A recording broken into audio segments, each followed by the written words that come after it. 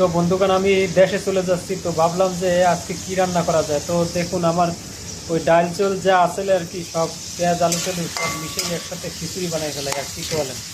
কারণ এগুলো হাঁড়িতে থাকলে আমি 2-3 মাস বাড়ি থাকবো, নষ্ট হয়ে যাবে। তো সেজন্য সব একসাথে বানিয়ে ফেললাম। তো কেমন হয় ভিডিওটা দেখুন পুরোপুরি।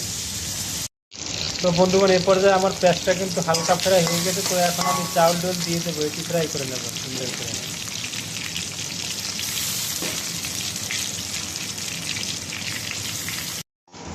তো এই পর্যায়ে আমি একটা তেজপাতা দিয়ে দিলাম আর একটু দারচিনি দিলাম, এটা সুন্দর একটা বাসা হওয়ার জন্য। চাউল ফ্রাই হয়ে গেছে, এখন আমি একটু সাদা মশলা দিয়ে দিলাম, ধনিয়া জিরা আর সাদা মশলা। তো আমার সাদা মশলা মিক্স হয়ে গেছে, এখন আমি পরিমাণ মতো জল দিয়ে দেবো।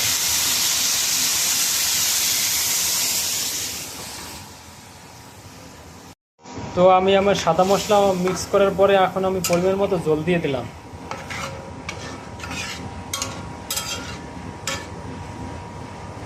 এই পর্যায়ে একটা টমেটো দিয়ে দিলাম, কারণ আমি যেহেতু বাড়ি যাব, তো এই টমেটো রাখলে নষ্ট হয়ে যাবে। তো সেই জন্য যেহেতু খিচুড়ি বানাই, তো টমেটো দিয়ে দিলাম। তো বন্ধুগণ এ পর্যায়ে আমার খিচুড়ি কিন্তু হয়ে গেছে। তো এখন আমি এটার ভিতরে 2টা ডিম দেবো। তো কিভাবে ডিম দিই দেখুন।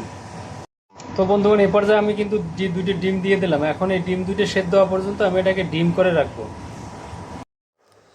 তো বন্ধুগণ দেখতে পাচ্ছেন এই যে আমার ডিম খিচুড়ি কিন্তু রেডি। এই যে দেখুন ডিমটা কিন্তু বরাবর একদম কঠিন সেদ্ধ হয়েছে।